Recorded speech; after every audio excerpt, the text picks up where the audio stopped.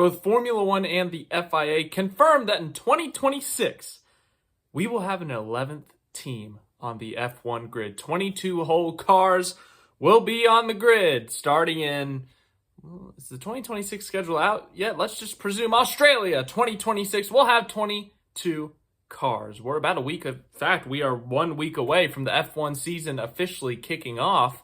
And, well, we get this big news bomb. Now, look, this has been a long process over the years, figuring out, is Andretti or now Cadillac going to be an F1 team? Are they going to get approved? They've gone through a wide range of emotions of if this is going to happen or not.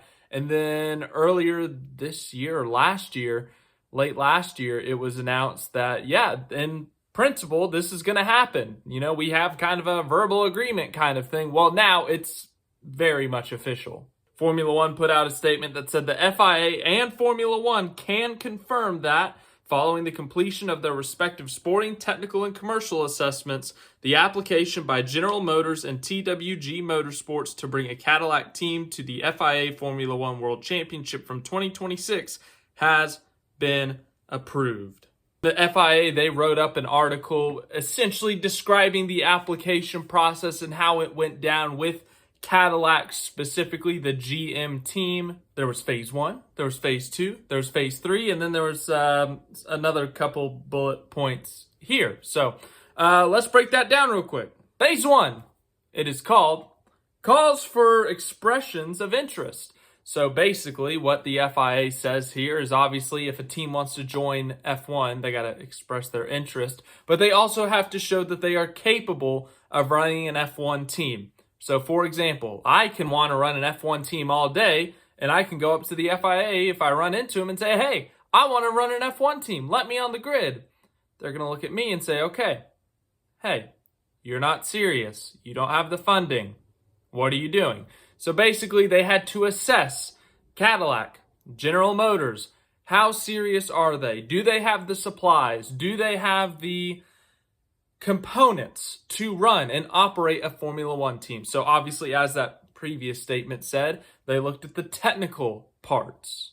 They looked at the commercial parts. Can this team help grow Formula One on a commercial basis? They looked at the sporting part. What does GM do in other motorsports? Obviously, over here in the United States of America, we got Chevrolet in NASCAR. We got Chevrolet in IndyCar, and obviously in other motorsports. Endurance racing, Cadillacs in endurance racing. The list goes on. So they're in other sports. They've met the sporting regulations now. They've met the commercial regulations and obviously the technical regulations. They've shown that they are capable of making a power unit, of making a car, of assembling a team, supplies, parts, whatever you got to do.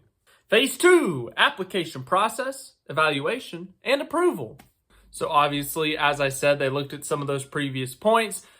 I'm sure there's this long application process. I think there's an application fee just to be considered for Formula One. It's just like college over here in the U.S. You got to pay a fee just to be considered.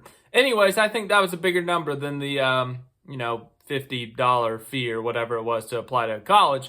But anyways, point being, you had to apply formally, and then you also had to be evaluated, you had to be processed, and you had to fit the criteria. It says here in this that there were 7 expressions of interest.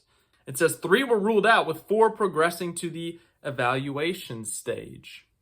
So obviously, Cadillac, Andretti, whatever you want to call them, they reached this stage, they reached the application process, or they went beyond that when they were evaluated and then about to be approved. And then phase 3, referral for commercial discussions. So now that they have met the requirements in terms of being evaluated, in terms of being processed, they've applied for a spot in Formula One. Now they got to find the commercial aspect, or they got to look at the commercial aspect. Then they had to go on and they had to maintain communication with the FIA, with Formula One. In fact, they got this quote from Watch Your Language. Before I read this quote, watch your language. This quote from FIA President Ben Sulayem. It says, General Motors is a huge global brand and powerhouse in the OEM world and is working with impressive partners. I am fully supportive of the efforts made by the FIA, Formula One, GM, and the team to maintain dialogue and work towards this outcome of an agreement in principle to progress this application to bring a GM Cadillac branded team on the grid for the 2026 FIA Formula One World Championship. And then today, obviously, it's official. They've been approved. It's happening. They're going to be here in 2026. So Cadillac, they also are working on a piece of land or trying to build on land in Concord, North Carolina, which is just outside Charlotte, where a bunch of NASCAR teams are based. In fact, it's like right next to Hendrick Motorsports, one of the biggest NASCAR teams. And it seems like that's going to be developed, if it's approved, of course. That's going to be a development plant for their power units and so forth. So Cadillac, they won't quite have their power units ready for that 2026 season, but they're going to be running Ferrari engines, Ferrari power units. They have reached a multi-year agreement in preparation so they can have their own General Motors Cadillac power units ready by 2028, I think is the expectation. They have a team principal in Graham Loudon. No drivers announced yet. We still got a full year to figure that out, but that is obviously a very big one. But another step in Cadillac F1's approval to F1, which is, of course, being approved. So they had to be evaluated, they had to be processed, they had to actually apply, they had to maintain communication, and now here we are on March 6th, 7th?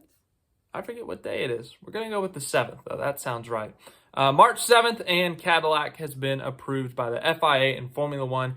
It's happening. We're going to have a second American team on the grid, hoping to become the first or the only currently team on the grid that is an American works team, a team that actually runs, operates, and has their own power units from an American OEM. So that's exciting. It's fun. 2026 will be fun. But first, we got to look at 2025. Next week, I'll do my 2025 F1 predictions. I'm sure they will go horribly wrong.